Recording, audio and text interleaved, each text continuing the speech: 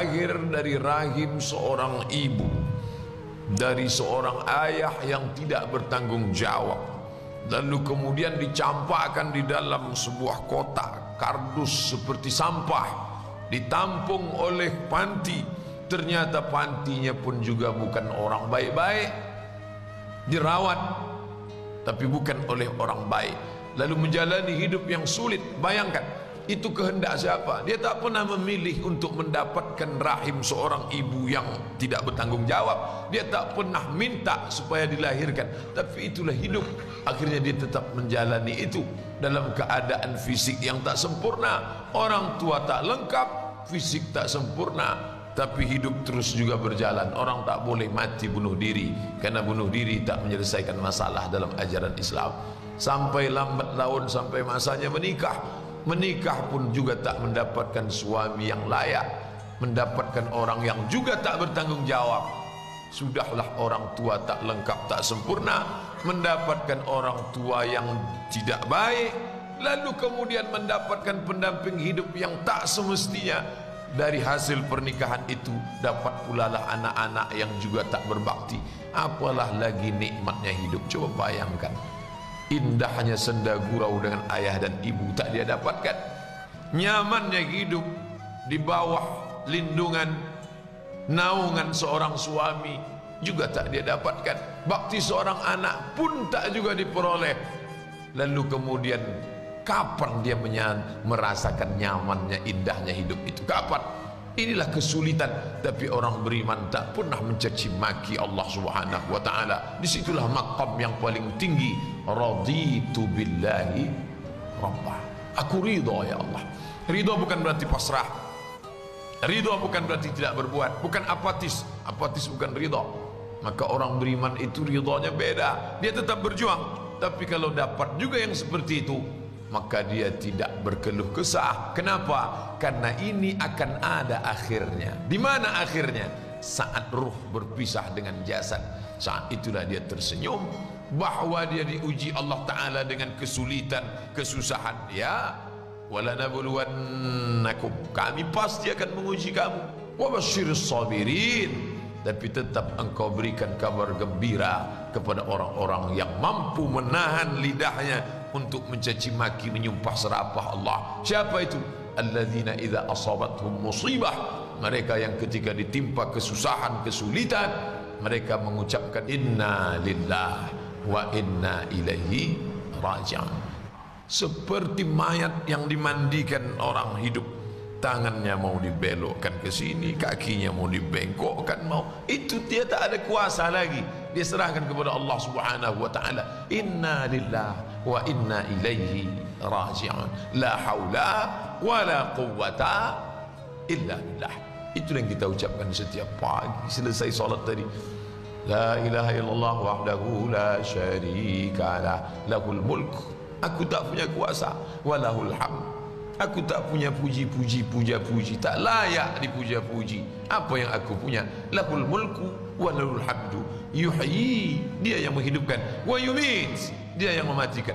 Wa huwa ala kulli syai'in qadir. Dia kuasa atas segala sesuatu.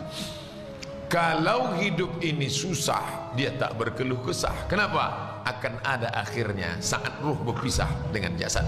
Kalau hidup ini senang, dia tak angkuh dan sombong. Kenapa? Karena kesenangan itu pun akan berakhir. Menikah, masalah. Muncul anak, tambah masalah. Nambah ini, tambah masalah. Pergi tempat kerja, masalah. Ini masalah. Hidup ni kalau sudah masalah, masalah, masalah, itu menengok baygon macam Coca-Cola. Naik ke menara masjid, nengok ke bawah, macam sejengkal. Bawaannya mau mati, mau terjun. Maka ada masa-masanya orang itu istirahat. Dunia sijnul mu'min. Dunia ini sijin, penjara. Dunia sijnul mu'min. Dunia ini penjara bagi orang beriman. Penjara itu kan tertahan. Makan tertahan, minum tertahan, nafsu tertahan, mau keluar tertahan. Dunia ini pun kita tertahan.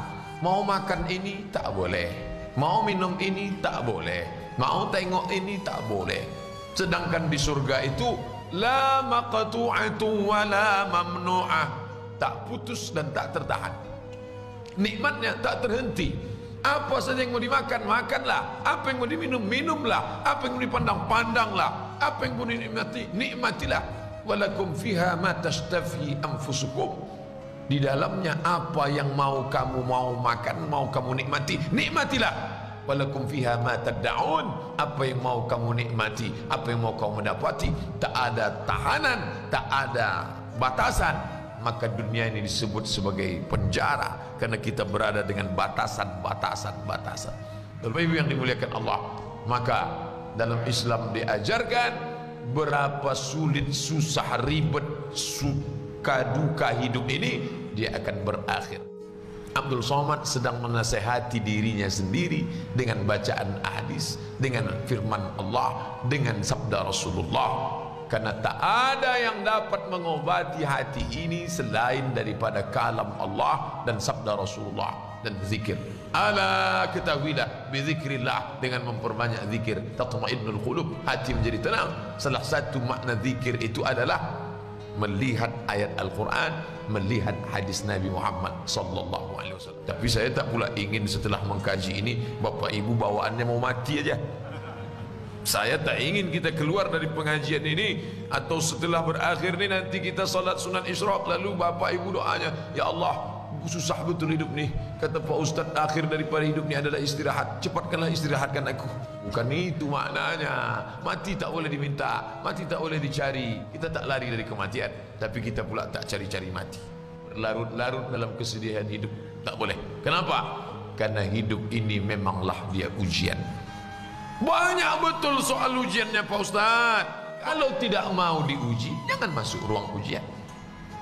Ini ruang ujian, ini tempat ujian. Kapan dia berakhir? Keluar dari sini, selesai ujian. Berani hidup, berani menghadapi ujian. Takut menghadapi ujian, jangan hidup. Takut hidup, mati saja. Orang Islam itu jelas langkah-langkah hidupnya. Sama-sama kita berdoa kepada Allah Ta'ala, mudah-mudahan melewati berbagai macam ujian ini kita lulus insyaAllah. Amin ya Rabbal Alamin. Sehingga ketika kita tinggalkan dunia ini dalam keadaan tersenyum. Kenapa dia senyum Pak Ustaz? Katanya mati itu sakit, katanya kematian itu sedih, katanya takut, terbujur di rumah sakit, keliling anak, cucu, menantu, sahabat, menangis mereka. Kenapa dia tersenyum Pak Ustaz? Dia sudah istirahat, dia sudah tenang. Adapun sisa hidup kita ini kita manfaatkan untuk yang baik-baik.